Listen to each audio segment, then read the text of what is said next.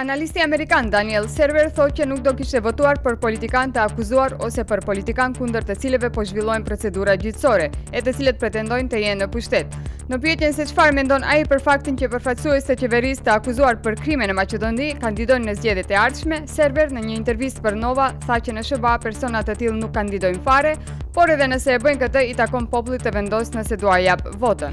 Ish shefat e NATO-s Anders von Rasmussen dhe Jaap de Hoop Scheffer kërkuan një samit të jashtëzakonshëm për të siguruar politikën e mbrojtjes së SBA-ve pas zgjedhjes së Donald Trumpit për president. Ata gjithashtu paralajmëruan se NATO është kundër deklaratave të përshpejtuara të Trumpit për atë se si ai do të lejojë shkëputje të Krimes dhe Ukrainës Jugore si rajone të ndikimit rus.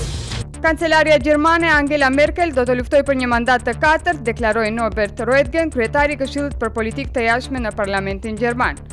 Merkel në vend po përballet me kritika të ashpra për shkak të politikës së saj për dyert të hapura dhe ardhjen e 900.000 emigrantëve në vitin 2015.